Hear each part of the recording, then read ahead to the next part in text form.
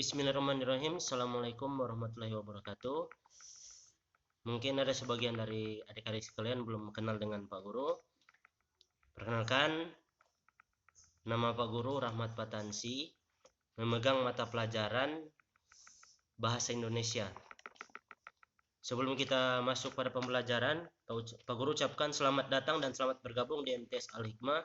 Semoga kalian senang dan bahagia berada di sini. Untuk pembelajaran hari ini kita akan membahas tentang teks deskripsi. Nah, teks deskripsi itu sebenarnya apa?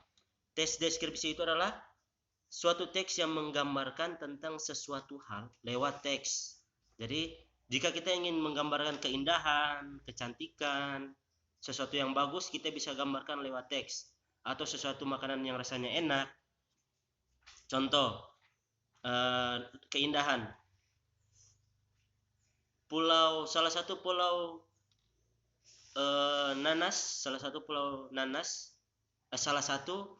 yang bernama Pulau Nanas yang terletak di daerah Boltim memiliki keindahan yang sangat baik ataupun yang sangat bagus. Dengan dihiasi hamparan pasir putih yang begitu megah dan air laut yang begitu jernih, suasana yang begitu sejuk.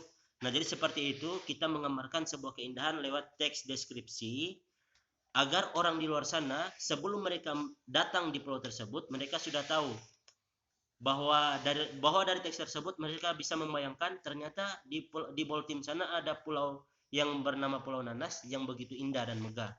Nanti mereka setelah membaca teks deskripsi yang kita sajikan, kemungkinan besar mereka akan tertarik untuk datang di lokasi wisata tersebut. Itulah contoh teks deskripsi lewat yang digambarkan keindahan melalui teks deskripsi seperti pulau, pantai, atau pemandangan lainnya. Nah, adapun teks deskripsi yang digambarkan oleh Ismail Marzuki lewat lagunya Rayuan Pulau Kelapa. Ismail Marzuki, Rayuan Pulau Kelapa. Dengarkan ya. Tanah airku Indonesia, negeri elok amat kucinta. Tanah tumpah darahku yang mulia, yang kupuja sepanjang masa. Tanah airku aman dan makmur, Pulau Kelapa yang amat subur. Pulau melati pujaan bangsa sejak dulu kala. Melambai-lambai niur di pantai, berbisik-bisik raja kelana, memuja pulau nan indah permai. Tanah airku Indonesia. Nah, lewat lagu ini Ismail Marzuki mencoba menggambarkan negara Indonesia adalah negara yang sangat makmur, negara yang indah, negara yang penuh dengan kekayaan alam.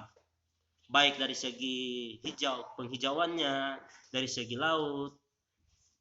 Begitu juga seperti lagu yang disampaikan oleh Kus Plus yang tongkat kayu dan batu jadi tanaman. Jika kalian tidak tahu siapa Kus Plus, nah silakan cari di YouTube dan cari tahu sendiri siapa Kus Plus dan lagunya yang tongkat kayu dan batu jadi tanaman. Itulah Indonesia. Artinya tongkat kayu dan batu jadi tanaman tersebut menggambarkan bahwa tanah yang ada di Indonesia sangat subur. Nah, untuk tes deskripsi sendiri, sekali lagi Pak Guru tekankan dan Pak Guru jelaskan, teks yang menggambarkan sesuatu lewat teks, baik itu keindahan ataupun hal yang lain. Contoh, ketika ditanya, ada seorang yang bertanya, ayahmu yang mana?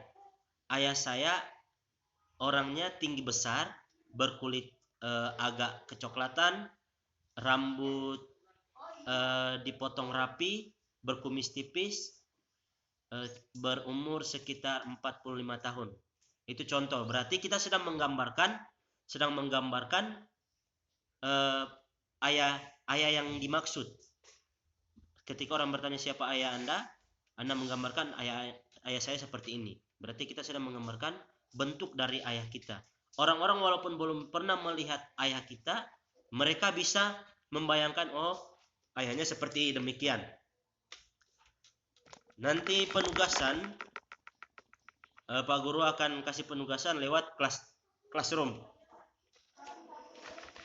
Nah, pembahasan berikut dalam teks deskripsi ada beberapa jenis yang harus diperhatikan. Ditinjau dari bentuknya, teks deskripsi dibedakan menjadi dua kategori, yaitu teks deskripsi berdiri sendiri sebagai teks dan teks deskripsi yang menjadi bagian teks lain seperti cerpen, lagu, iklan, novel ataupun lainnya. Itu teks deskripsi yang termasuk pada jenis teks deskripsi bagian seperti yang tadi Pak Guru jelaskan mengenai Ismail Marzuki. Nah, teks deskripsi yang berdiri sendiri itu seperti yang pertama tadi, keindahan pantai. Sampai di sini paham kan? Adapun penggunaan kata dalam teks deskripsi terbagi menjadi dua, yaitu kata umum dan kata khusus. Kata umum, kata yang secara umum orang-orang mengerti dan tahu. Kata khusus bisa juga orang tahu ataupun tidak. Nah, contoh kata umum yang ada dalam teks deskripsi biasanya ada kata umum yang baik, menggerakkan, bentuk, indah, dan lain-lainnya. Dan bentuk kata khususnya berarti ditujukan langsung pada satu objek. Itu adalah kata khusus. Kata khusus ditujukan pada satu objek, seperti rumah, wujud, ataupun cantik, ataupun hal lainnya yang ditujukan kepada satu objek yang jelas. Berikut, penggunaan kalimatnya biasanya berisi tentang penjelasan terperinci yang mengkonkretkan sesuatu. Jadi mengkonkretkan itu artinya memadukan secara baik. Kalimat-kalimat dipadukan dengan baik agar tersusun kalimat yang rapi. Contoh kalimat yang mengkonkretkan. Ibuku orang yang sangat baik. Itu adalah kalimat yang belum dikonkretkan. Setelah dikonkretkan, dia berusaha menolong semua orang. Dia ramah dan tutur katanya lembut kepada siapa saja. Berarti ada penjelasan yang lebih panjang lagi. Sekali lagi, kalimat yang belum dikonkretkan, ibuku orang yang sangat baik. Artinya ibunya adalah orang yang sangat baik.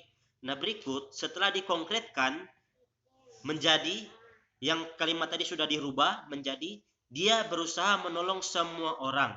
Dia ramah dan tutur katanya lembut kepada siapa saja. Jelaskan?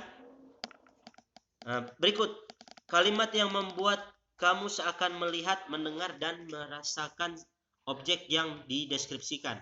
Jadi tadi Pak Guru sudah menjelaskan tentang pantai, tentang Ismail Marzuki, dan tentang lainnya. Nah, kalimat yang membuat kita seakan-akan melihat ataupun mendengar. Begitu sejuk angin di pantai sehingga terasa angin tersebut berbisik di telinga saya.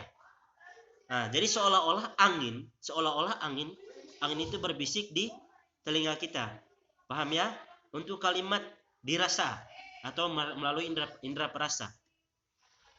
Lembutnya sapaan angin malam ini. Berarti lembutnya sapaan angin malam ini yang menyentuh kulit.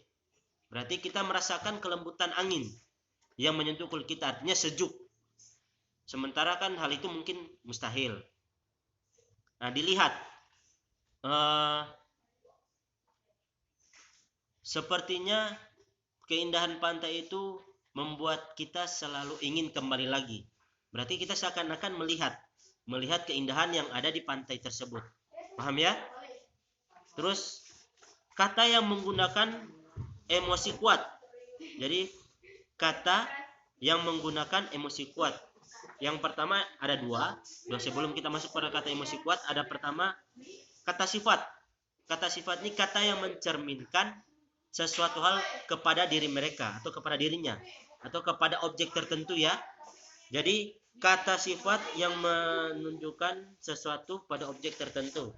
Contoh seperti baik. Orang itu baik, berarti orang itu adalah orang yang baik. Paham ya? Pantai itu sangat indah, berarti kata sifatnya adalah indah. Begitu juga kata sifatnya adalah baik. Paham ya sampai di situ? Kata emosi yang mengandung emosi kuat. Seperti kata yang mengandung emosi kuat itu seperti tulus, ramah, penuh kasih, menginspirasi. Ibu sangat tulus menyayangimu. Nah, berarti di sini kata emosi kuat adalah tulus. Paham ya? Sampai di sini dulu pertemuan kita hari ini. Nanti penugasan akan Pak Guru kirimkan lewat Classroom dan akan Pak Guru bagikan lewat grup WA. Nanti tonton video ini sampai dengan selesai, jangan dipercepat. Untuk yang hadir, yang menonton video ini, tulis nama kalian di kolom komentar, berada paling bawah layar handphone Anda, berada paling bawah, tulis di kolom komentar nama Anda agar Pak Guru tahu Anda telah menonton video ini. Sekian dari Pak Guru, terima kasih dan semoga bermanfaat. Assalamualaikum warahmatullahi wabarakatuh.